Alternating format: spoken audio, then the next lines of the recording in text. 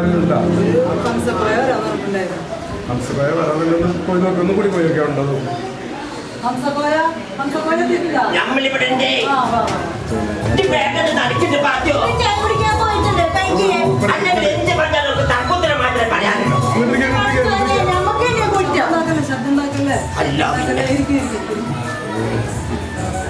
ശാന്തമായിട്ടിരിക്കും. എവിടുന്നാ വരുന്നത്? ചാവക്കാടിന്ന്. നിങ്ങൾ രണ്ടാളും ചാവക്കാടുന്ന വരുന്നത്. എന്താ നിങ്ങളുടെ പ്രശ്നം? നമുക്ക് പഞ്ചാരയുടെ അസുഖം. എങ്ങനെ രോഗം വരാണ്ടിരിക്കുക? കണ്ടതും മധുരമൊക്കെ ഭാര്യ വലിച്ചു തിന്നു. മധുരം തിന്നത് കൊണ്ടാണോ അപ്പം പ്രമേഹം ഉണ്ടായത്? മധുരം തിന്നോട്ട് എന്താണെന്നറിയില്ല. നമ്മളിപ്പോ ഇതിനു മുന്നേ 5-6 ഡോക്ടർമാരൊക്കെ കാണിച്ചു. അവരൊക്കെ പറഞ്ഞു 2 മണിക്കൂർ ഇടവിട്ട് ഭക്ഷണം കഴിക്കാൻ പറയുന്നുണ്ട്. നമ്മളത് കഴിക്കുന്നുണ്ട്. ഒരുപാട് ഗുളിക കഴിച്ചു ഡോക്ടറെ. നമ്മൾ ഇന്നലെ പോയിട്ട് ചോര പോയി പരിശോധിച്ചു.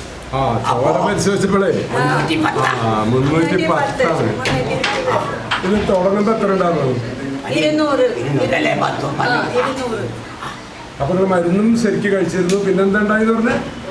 ശരിക്കും കഴിക്കും. പിന്നെ നമ്മൾക്ക് ഭക്ഷണം എത്ര പ്രാവശ്യം കഴിച്ചു പറഞ്ഞു? നമ്മള് കാര്യം ചെയ്യും. ഒന്ന് പറഞ്ഞ എന്തൊക്കെയാ കഴിച്ചിരുന്നത്? രാവിലെ തൊട്ട് എന്താ കഴിച്ചിരുന്നത് എന്ന് പറയൂ. നമ്മള് സുബഹിച്ചിട്ട് നമ്മള് ഒരു കട്ടൻ ചായയും ഒരു 5-6 ബിസ്ക്കറ്റും കഴിക്കും. അത് കഴിഞ്ഞിട്ട് പിന്നെ നമ്മള് ബഷീറിന്റെ കടയിൽ പോയിട്ട് നിസ്കാരം കഴിഞ്ഞിട്ട് വരുമ്പോഴേ ബഷീറിന്റെ കടയിൽ കയറിയിട്ട് 2 കഷ്ണം പിറ്റും ഒരു കട്ടൻ ചായ കൊടുക്കും. പിന്നെ 8-8 എന്റെ വക ഒരു കടിയും ചായ. ഓളെ വക അവൾക്ക് എന്തെങ്കിലും ഉണ്ടാക്കാൻ പറ്റുന്നത് എന്താ ഉണ്ടാകും. ഭാര്യക്കോട് തിന്നും നമ്മള്. ഇത് കുറേശ്ശേ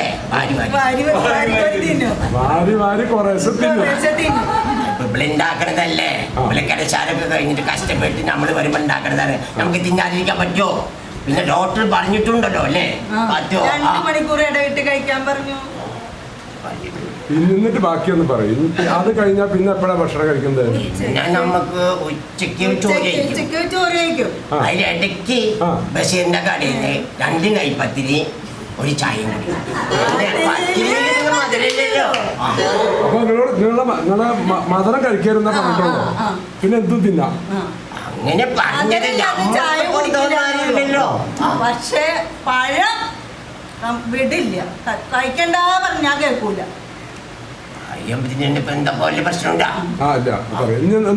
ഇനി ഉണ്ടല്ലോ ഭക്ഷണം കഴിഞ്ഞിട്ടില്ലല്ലോ. ഉച്ചവരെല്ലാം എത്തിയിട്ടുള്ളൂ. ഭക്ഷണം കഴിഞ്ഞാ പിന്നെ നമ്മൾ 4 മണിയാകുമ്പോ വല്ല അവല് നനച്ചത് ഒരു പ്ലേറ്റ് ഒരു ചായ.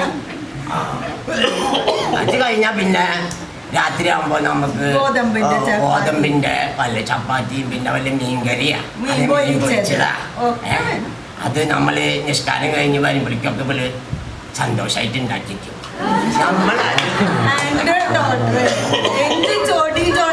മനസ്സിനാന്നറിയോ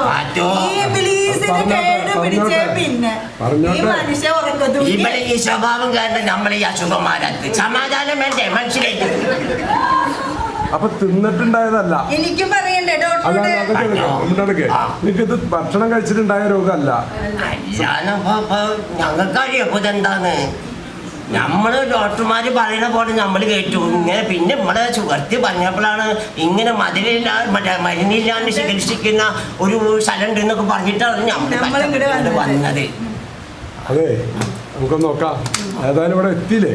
കണ്ട ചായ കടയിൽ നിന്നൊക്കെയാണ് തീറ്റയും കൂടി എന്റെ കണ്ണ് തെറ്റിയ ഡോക്ടറെ. മോളുടെ കുടിയിൽ പോവും, മരിയോളുടെ കുടിയിൽ പോവും, പേരക്കുട്ടികളുടെ ബിസ്ക്കറ്റ് ടിന്നിലും കൈയിടും. ഈ മനുഷ്യനെ കൊണ്ട് തോറ്റു ഡോക്ടറെ. നമുക്ക് ഈ അസുഖം പിടിച്ചതിന് ശേഷം നമുക്കൊരു ബരയിലുണ്ട് വരും. അപ്പൊ നമുക്ക് എന്തെങ്കിലുമൊക്കെ കഴിക്കാൻ തോന്നും. അപ്പൊ മറ്റേ ഡോക്ടർ പറഞ്ഞ ശരി ഞാൻ നമുക്കണ്ട് തോന്നിയിട്ട് നമ്മൾ ഓരോന്ന് തിന്നണതാണ്. നമ്മളെ കുഴപ്പമാണോ? എന്താ കൂടുതല? അല്ല, പ്രഷറൊന്നും കൂടുതലില്ല. പ്രഷറൊന്നുമില്ല, പക്ഷെ പ്രമേഹം തന്നെ ഉള്ളൂ. പക്ഷെ പ്രമേഹത്തിന് കുഴപ്പമില്ല എന്നല്ല. പ്രമേഹം കൊണ്ട് വേറെയും കുറെ പ്രശ്നങ്ങളുണ്ട്.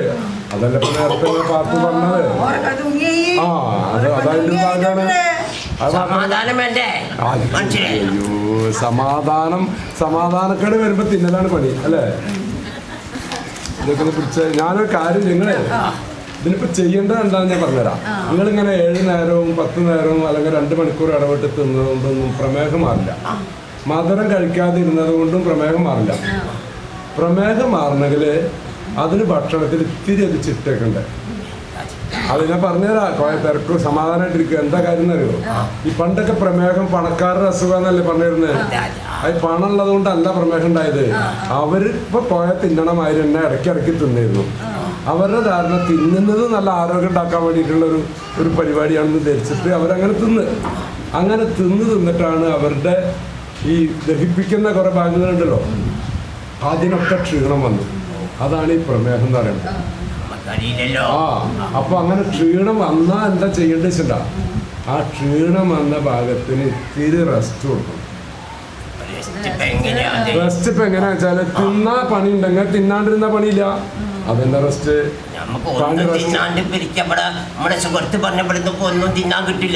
തിന്നാനെ കിട്ടും. വയറ് നിറച്ച് തിന്നാൻ ഞങ്ങൾ തരാം. നിങ്ങൾ കാര്യം ചെയ്യേണ്ടത് എന്താണെന്ന് അറിയാം. ഇപ്പൊ നിങ്ങളോട് പറഞ്ഞ ആള് പറഞ്ഞിട്ടുണ്ടോ ഞങ്ങളുടെ അടുത്ത് ഇവിടെ താമസിച്ചിട്ടാണ് ചികിത്സിക്കുക പറഞ്ഞില്ലേ? അപ്പൊ നിങ്ങൾ മാറാനുള്ള ഡ്രസ്സൊക്കെ കൊടുക്കുന്നുണ്ടോ? ഡോക്ടറെ കണ്ടിട്ട് ഇതിന് വല്ല പരിഹാരം ഉണ്ടാവോ എന്നുള്ളൊരു എന്താ പേര്? അല്ല, അതെനിക്ക് മനസ്സിലായി.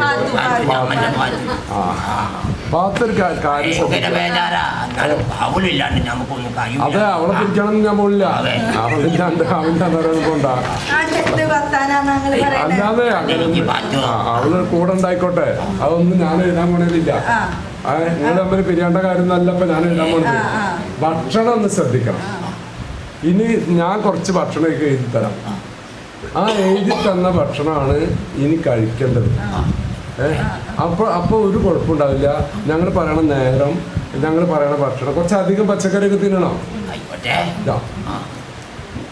എന്ത് പോയാ? ആയിക്കോട്ടെ. എന്താ അംസക്കോട് വയസ്സെത്രയാ? അതിപ്പോ പാത്തുവിനോട് ചോദിക്കണം. സ്വന്തം വയസ്സ് അറിയില്ലാന്ന്. കാരണം പാത്തുവിനെ കുറ്റം പറഞ്ഞിട്ട് കാര്യമില്ല. നമ്മളെ ഉമ്മ ഓരോ മറ്റേ പള്ളിയിലെ പെരുന്നാളിനെ പ്രസവിച്ചെന്നൊക്കെ പറയുന്ന കേട്ടിട്ട് നമുക്ക് അത്ര നമുക്കറിയാം. അത്രയല്ലേ ഏറ്റുള്ളത്. കോയക്ക് പറ്റിയ പാത്തു തന്നെയാണ്. നമ്മളെല്ലാം ഭയങ്കര മാച്ചാന്ന് തന്നെ എല്ലാവരും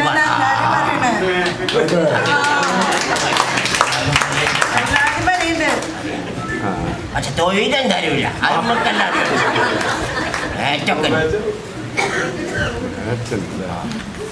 അതെ. ഇതാ അതൊന്നും നോക്കാം. അതൊക്കെ ഒന്ന് വായിച്ചു നോക്കിയിട്ട് ഞാൻ അതിന് 3 നേരം ഭക്ഷണം കഴിക്കാനേ കഴിച്ചിട്ടുള്ളൂ. 7 നേരം ഒന്നും കഴിക്കാൻ പാടില്ല. വയറ് നിറച്ച് കഴിച്ചോളൂ. അതിലൊരു നേരം പഴം കഴിച്ചോളൂ. സമാധാനമായി ഒരു നേരം പായം. ഇതിലെ എണ്ണയില്ലാണ്ട് ഭക്ഷണം കഴിക്കാൻ പറഞ്ഞിട്ടുണ്ടല്ലോ. ഈ മനുഷ്യനൊന്നും എണ്ണയില്ലാതെ കഴിക്കില്ല. എണ്ണ പറ്റില്ല ഡോക്ടറെ. എന്താ വെച്ചാ നമ്മള്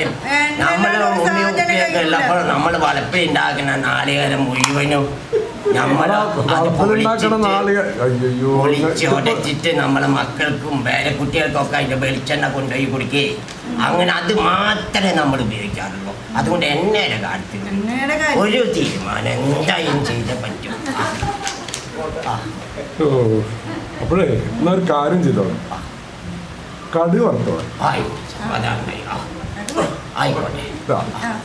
അതിന്റെ മേലെ ഒന്നും ആവരുത്. ഇതേമാതിരി ഭക്ഷണം കഴിക്കഴിഞ്ഞ് എന്താ ചെയ്യേണ്ടത് വെച്ചിട്ടുണ്ടാ, നിങ്ങൾ 1 മാസം കഴിഞ്ഞിട്ട് വരിക. ഞാൻ ഇന്ന് രക്തം പരിശോധിക്കാനുള്ള ഞാൻ എഴുതിത്തരാം.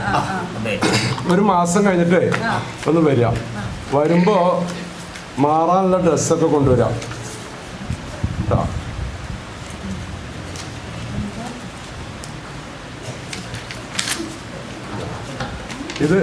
ഇത് പരിശോധിച്ചിട്ട് 1 മാസം ആകുമ്പോൾ വരിക.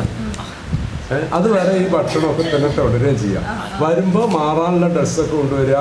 ഒരു 2 ആഴ്ചയെങ്കിലും ഇവിടെ താമസിക്കാനുള്ള ഒരു നമ്മുടെ ഈ അസുഖമൊന്നും അത് പറയോ.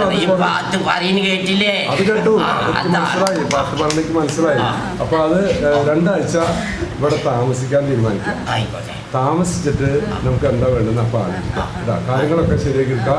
അതുവരെ ഇതേമാതിരി തന്നെ ഭക്ഷണം കഴിക്കണം. വളരെ ശ്രദ്ധിക്കണം. പുറത്തേക്കൊന്നും പറഞ്ഞേക്കണ്ട. ചായക്കടയിലേക്കും അയ്യോ നമുക്ക് നിഷ്കരിക്കാനൊക്കെ പോകണ്ട. പള്ളിയിലേക്ക് പോവാ. ഓരോന്ന് പറഞ്ഞു കൊടുത്ത് നമ്മളെ പുറത്തേക്ക് വിടില്ലട്ടാ. അല്ല അങ്ങനെയല്ല പുറത്തേക്ക് വിടണ്ടെന്നല്ല, ഒരു ഉത്തരവാദിത്തം ഉണ്ടാവണമെന്നാണ് ഞാൻ പറഞ്ഞത്. ശരി ഡോക്ടറെ, എന്തായാലും നമ്മൾ ഈ അസുഖം മാറുമല്ലോ. അത് ഉറപ്പാണ്. എത്ര കൊല്ലായി പറഞ്ഞ അസുഖം ഉണ്ടായിട്ട്? അതൊരു 15 കൊല്ലായി ഉണ്ടാവും. അതുണ്ടാവും ഉറപ്പാ. പൊക്കോള്. അത് ചെന്നിട്ട് പിന്നെ അറിയിക്കും. ശരി, അപ്പൊ നമ്മൾ പോയിട്ട് വരാം ഡോക്ടറെ.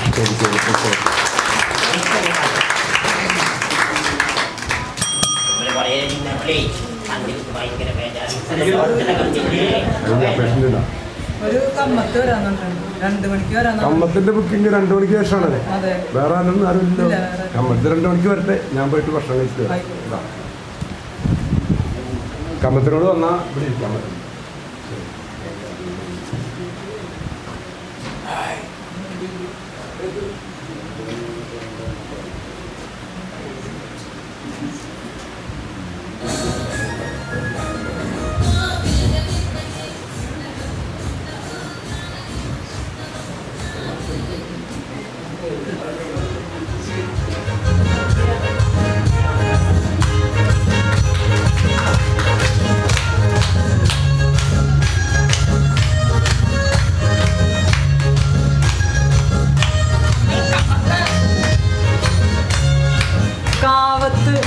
തൊലി ചെത്തി വൃത്തിയാക്കിയിട്ട് നല്ല പോലെ കുറച്ച് ഉപ്പിട്ട് പുഴുങ്ങി കുറച്ച് പച്ചമുളകും തേങ്ങയും ജീരകവും ചെറിയുള്ളിയും കൂടി ഒന്ന് ഒതുക്കിയെടുത്ത് രണ്ടും കൂടെ ഒന്ന് മിക്സാക്കി തിന്നാൻ നല്ല രുചിയാണ്. എൻ്റെ അച്ചാച്ചൻ്റെ കാലത്തൊക്കെ എന്തോരം ഉണ്ടായിരുന്നു. ആലോചിക്കുമ്പോൾ കൊതിയതാ. എടോ കാവത്തല്ല, നമ്മൾ കമ്മത്തെ കൊണ്ടുവരാ. കമ്മത്ത് ഞാൻ കേട്ടത് തെറ്റിയാണ്. കമ്മത്ത് കാവത്തെന്നാണ് കേട്ടത്.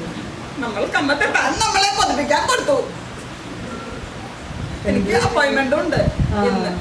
അപ്പോയിന്റ്മെന്റ് 2 മണിക്കല്ലേ? ഇപ്പൊ 12 മണിയായിട്ടുള്ളൂ. എടോ ഒരു പ്രശ്നമുണ്ട്. നമ്മൾക്ക് വേഗം പോകേണ്ട ആവശ്യമുണ്ട്. അതുകൊണ്ട് താനൊരു കാര്യം ചെയ്യും. ഡോക്ടറെ വേഗം വിളിക്കാൻ കൊടുക്കും. നമ്മൾക്ക് പെട്ടെന്ന് ഡോക്ടറെ കാണണം. ഡോക്ടറെ വിളിക്കാൻ കൊടുക്കാൻ പറ്റില്ല. ഡോക്ടർ 2 മണിക്ക് വരുള്ളൂ. ഇപ്പോൾ 5 മണിക്കാണ്. താൻ വീണ്ടും നമ്മളെന്തോ വിഷമിപ്പിക്കാൻ കൊടുത്തു. എടോ ഞാൻ തന്നോട് ഒരു രഹസ്യം പറയുന്നേ. നമ്മൾക്ക് ഇന്ന് ഒരു കല്യാണമുണ്ട്. കല്യാണത്തിന് നമ്മൾക്ക് നിർബന്ധമാണ് ആദ്യത്തെ പന്തിയിൽ ഇരുന്ന് മൃഷ്ടാണം തിന്നണം. താൻ നമ്മളെ ഒന്ന് സഹായിക്കണം. നമ്മൾ ഒരുപാട് തുറന്നു വരികയാണ്. ഡോക്ടറെ പെട്ടെന്ന് വിളിക്കാൻ കൊടുക്കും. വിളിക്കാൻ പറ്റില്ല. 2 മണിക്കല്ല ഡോക്ടർ വരില്ല. നമുക്ക് 2 മണിക്ക് അപ്പോയിന്റ്മെന്റ് എടുത്തിട്ട് കമ്മത്ത് 12 മണിക്ക് വരുമ്പോ ഇവിടെ എത്ര കാലമായി? ഞാൻ 15 കൊല്ലമായിട്ട്. 15 കൊല്ലമായി താൻ ഇങ്ങനെ സ്ലിപ്പിട്ടിയാണോ? അതെ, ഇതുപോലെ തന്നെ. എങ്കിൽ തനിക്ക് നമ്മളെ സഹായിക്കാൻ പറ്റും. എങ്ങനെ സഹായിക്കാൻ പറ്റും? എടോ നമ്മുടെ പ്രശ്നം അതാണ്. എന്താ പ്രശ്നം? നമ്മുടെ തടിയാണ് നമ്മുടെ പ്രശ്നം. തനിക്കു ചിരിക്കാം. തൻ സ്ലിം ബ്യൂട്ടി അല്ലേ? തനിക്കറിയാമോ നമ്മൾ എന്തുമാത്രം വിഷമിക്കുന്നുണ്ടെന്ന്? നമ്മൾ ഇങ്ങോട്ട് വരുമ്പോൾ ഒരു ഓട്ടോറിക്ഷക്കാരനെ കണ്ടു. അയാളെ നമ്മൾ ഇതിനു മുമ്പ് കാണാൻ കൊടുത്തിട്ടേ ഇല്ല. അയാളോട് ചോദിച്ചു, എന്നെ ഒരു പ്രാവശ്യം ഇവിടെ നമ്മളെ കൊണ്ടാക്കി തരുമോ? ആ വിരുദ്ധൻ പറയുകയാണ് തന്നെ 2 പ്രാവശ്യമായി കൊണ്ടാക്കി തരാമെന്ന്. വിഷമിക്കണ്ട. ഡോക്ടർ വന്ന എല്ലാ പ്രശ്നത്തിനും പരിഹാരം. പിന്നെയും അത് തന്നെ പറയല്ലേ. നമ്മൾക്ക് ഡോക്ടറെ വെയിറ്റ് ചെയ്യാൻ സമയമില്ല. 2 മണിക്കല്ലേ ഡോക്ടർ പറഞ്ഞത്. നമ്മൾക്ക് ഇപ്പോൾ തന്നെ പോകാൻ. താൻ ഒരു കാര്യം ചെയ്യും. താൻ കഴിക്കുന്ന ഗുൾഗ ഏതാണെന്ന് നമ്മളോട് പറഞ്ഞു കൊടുക്കൂ. ഗുൾഗ എന്താ സാധനം? എടോ ഈ ഗുൾഗ ഇല്ലേ, ഉരുണ്ട് പെറണ്ട് ചെമന്ന് ഇരിക്കണ ഗുൾഗ. ഗുളികയാണോ ഉദ്ദേശിച്ചത്? അതെ, അത് നമ്മൾക്ക് പറഞ്ഞു തരും. അത് ഞാൻ ഗുളിക കഴിക്കുന്നുണ്ടല്ലേ പറഞ്ഞു. കഴിക്കുന്നില്ല. താൻ എങ്ങനെ സ്ലിം കുട്ടയായി? ഞാൻ ആഹാരം ക്രമീകരിച്ചത്. ആഹാരത്തിൽ കൃമി കയറണോ? ആഹാരത്തിന് കൃമി ഓരോല്ല, പിന്നെ ആഹാരം ക്രമീകരിക്കുക. ഭക്ഷണം ശ്രദ്ധിക്കുക. നമ്മളും ശ്രദ്ധിക്കുന്നുണ്ട്. ഭക്ഷണം ശ്രദ്ധിക്കല്ലേ. ഭക്ഷണേ ശ്രദ്ധിക്കുക, അതാണ് ഞാൻ പറഞ്ഞത്. നിയന്ത്രണം വേണം, നിയന്ത്രണം. അത് തന്നെയാണ് പണ്ടാറ് നമ്മളും പറഞ്ഞത്. അത് മനസ്സിലായി. താൻ നല്ല മനുഷ്യനാണ്, എനിക്ക് കണ്ടപ്പോഴേ മനസ്സിലായി. താൻ വളരെ നല്ല മനുഷ്യനാണ്. താൻ നമ്മളെ ഒന്ന് സഹായിക്കാൻ കൊടുത്തു. ഒരു സഹായം ഡോക്ടർ വന്നിട്ട് പറഞ്ഞില്ല. അങ്ങനെ പറയരുത്. തന്നെ തിരുമുൽ ദേവൻ തന്നെ അനുഗ്രഹിക്കും. നമ്മൾ ആരോടും പറയില്ല. താൻ ഇങ്ങനെ വെളിയാൻ കൊടുത്തത് എങ്ങനെയാണെന്ന് നമ്മൾക്ക് പറയാൻ കൊടുക്കൂ. നമ്മൾ അതുപോലെ വെളിയട്ടെ. ഡോക്ടർ വന്നാ പറഞ്ഞിരുന്നില്ലേ? പറയാൻ നമ്മൾക്ക് നേരമില്ല. താൻ നല്ല മനുഷ്യനാണ്. നമ്മളെ എങ്ങനെയെങ്കിലും സഹായിക്കും. നമ്മളെ സഹായിക്കാതെ നമ്മൾ പോകില്ല. Please please. എന്റെ പണിയാണ്. എന്റെ പണി പോകില്ല. എന്റെ പണി പോകില്ല. താൻ നമ്മളെ സഹായിക്കണം. തിരുമുൽ ദേവൻ തന്നെ തിരുമുണ്ടാന്റെ അനുഗ്രഹം എനിക്ക് അറിയാണ്ടല്ല. അങ്ങനെ പറയരുത്. അങ്ങനെ പറയരുത്. താൻ പറയും. താൻ പറയരുത്. ഞാനെന്താ ചെയ്യുന്നത്? താൻ വെളിഞ്ഞതിന്റെ രഹസ്യം നമ്മൾക്ക് പറയാൻ കൊടുക്കൂ. ഈ കമ്മത്തിനെ കൊണ്ട് തോറ്റ് വന്ന് കയറിയപ്പോ തുടങ്ങിയാണ് പോണം പോണം എന്നിട്ട്. ഒരു കാര്യം ചെയ്യും, ഞാൻ പറഞ്ഞുതരാം, എഴുതിയെടുത്തോ. നമ്മൾ മനസ്സില്ല എങ്കിലും എഴുതാം. എന്റെ കയ്യിൽ പേനയുണ്ടോ? പേനൊക്കെ ഉണ്ട്. പേന ഇതാ പിടിച്ചോ. പേന ഞാൻ പറഞ്ഞോളൂ. എഴുതുന്ന പേനയല്ലേ? പറഞ്ഞോളൂ.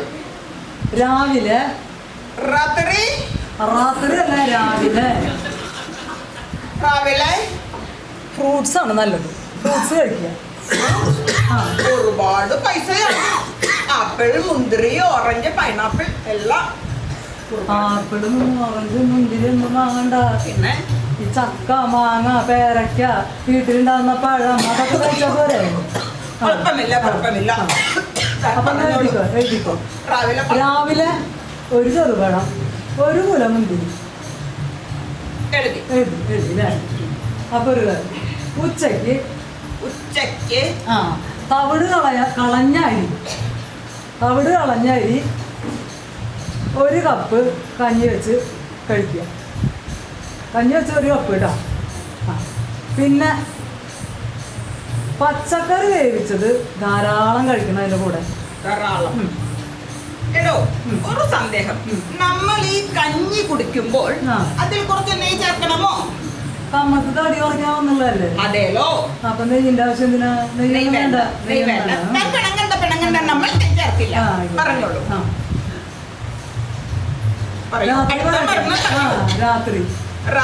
രാത്രി വീടിന്റെ ചുറ്റും 3 വട്ടം കറങ്ങ.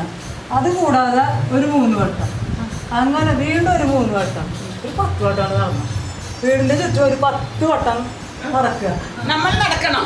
നടന്ന് വന്നിട്ട് നമ്മൾ ഒരു പ്ലേറ്റ് പച്ചക്കറി സലാഡ് ഉണ്ടാക്കി കഴിക്കും. ഒരു പ്ലേറ്റ് അത് കഴിക്കാം. നമ്മൾ എല്ലാം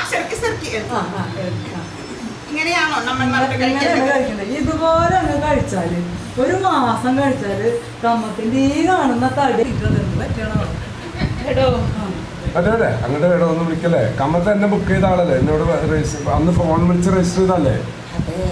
എന്നിട്ട് അന്ന് നമ്മൾക്ക് ഒരു കല്യാണം ഉണ്ടായിരുന്നു.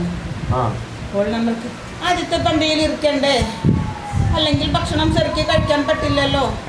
അങ്ങനെ നമ്മൾ പോയതാണ്. പക്ഷേ ഒരു കാര്യമുണ്ട് എടോ, തന്റെ മരണം നമ്മൾക്ക് പിടിച്ചില്ലടോ. നമ്മളൊരു ഭാഗ്യദോഷി. നമ്മൾ വീണ്ടും തടിയനായി. തന്നെ മരണം നമ്മൾ അതുപോലെ ഡോക്ടറെ മരുന്നൊന്നല്ല, ഭക്ഷണം ക്രമീകരിക്കേണ്ട കാര്യം ചോദിച്ചിട്ട് പുറത്തു തരാണ്ടായപ്പോ പറഞ്ഞു കൊടുത്തതാണ്. മരുന്ന് എഴുതി കൊടുത്തിട്ടില്ല. ഇല്ല, ഒരു മരുന്ന് എഴുതി കമ്മത്ത് പറയണം എന്താ മരുന്ന് ചീത്ത പറയരുത്. നല്ല മനുഷ്യനാണ് പ്രകാശൻ, നല്ല മനുഷ്യനാണ്. നമ്മളെ സഹായിക്കാൻ വേണ്ടി നമ്മൾ വീണ്ടും വീണ്ടും കെഞ്ചി ചോദിച്ചപ്പോൾ എഴുതി പറഞ്ഞു തന്നത്. എന്ത് മരുന്ന് എഴുത്തന്ന് കമ്മത്താന്ന് കാണിച്ചാൽ നമ്മൾ കൊണ്ടുവന്നിട്ടുണ്ട്. ഒന്ന് കാണിച്ചാൽ എനിക്ക് ഒന്ന് കാണിച്ചാൽ ഒന്നും വയ്യ. ഞാൻ കാണിച്ചത് നമ്മൾ കൊണ്ടുവന്നിട്ടുണ്ട്. എല്ലാം നമ്മൾ സെർക്കി എഴുതിയിട്ടുണ്ട്. നമ്മൾ വായിക്കാം.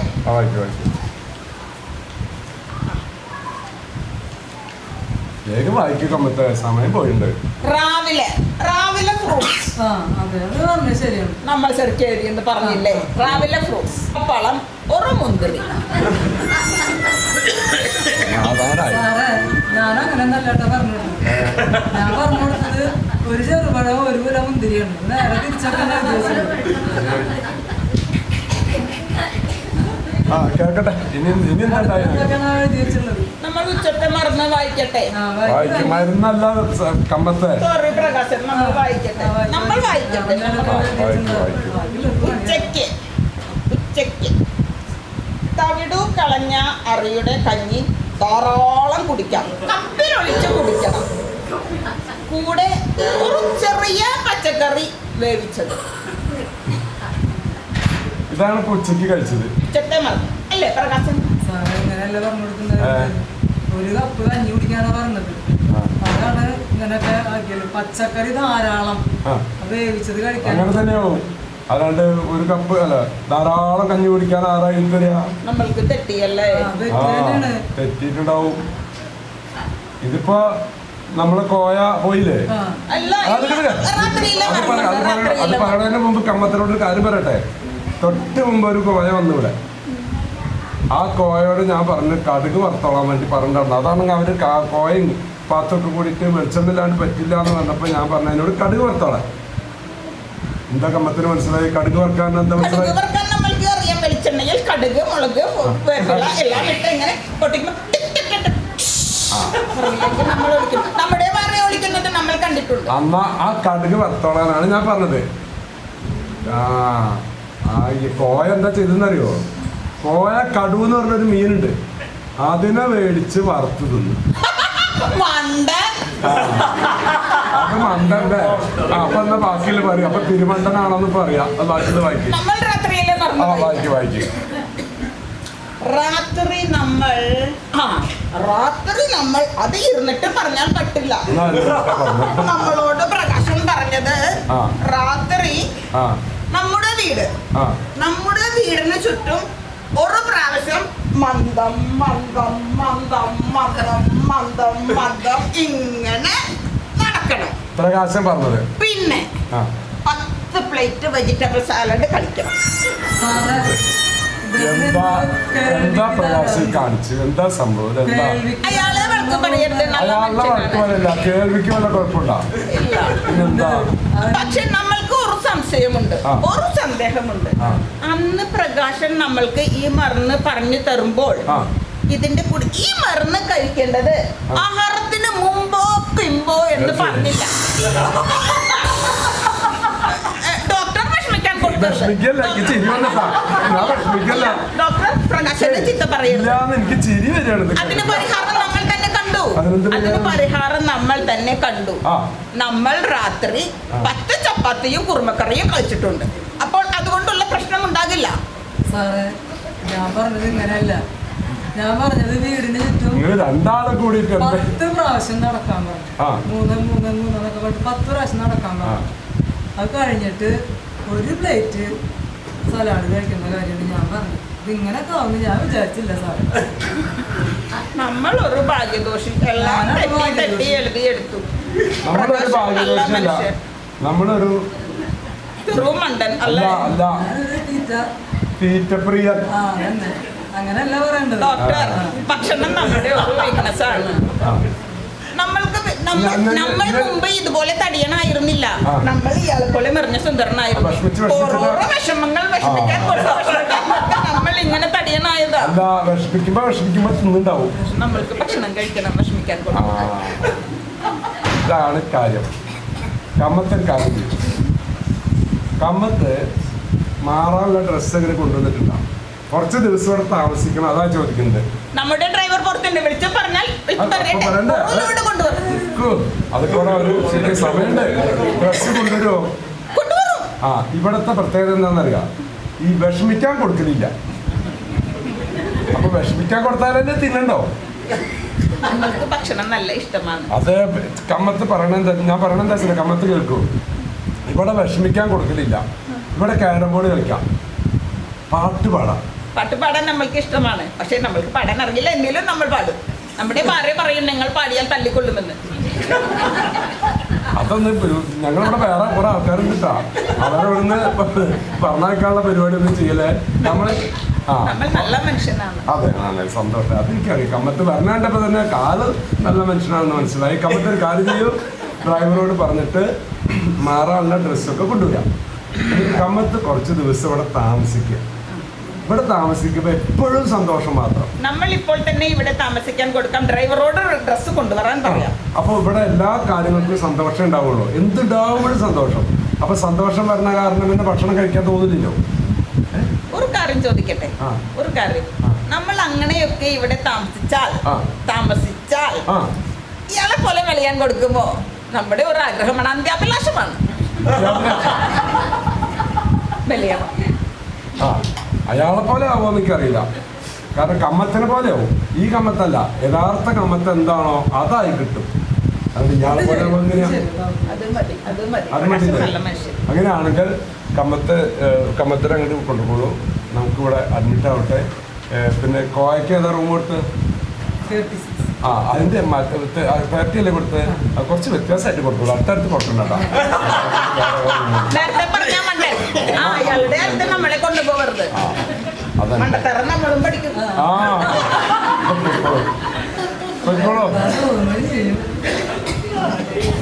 നമ്മൾ പോകട്ടെ. പൊക്കോളൂ. ഇല്ല അതവിടെ രജിസ്റ്റർ ചെയ്യുമ്പോൾ അവിടെ കൊടുത്താൽ മതി. പണം തരണ്ട കേട്ടോ. പൊക്കോളൂ കേട്ടോ.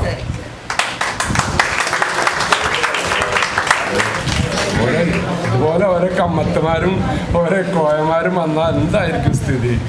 എന്നിട്ട് ചികിത്സിച്ച ഡോക്ടർക്കായിരിക്കും കുറ്റം. കഴിഞ്ഞില്ല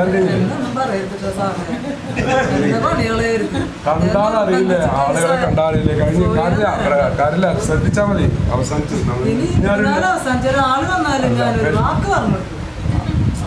പേഷ്യൻ്റൊന്നുമില്ല, കഴിഞ്ഞില്ലേ?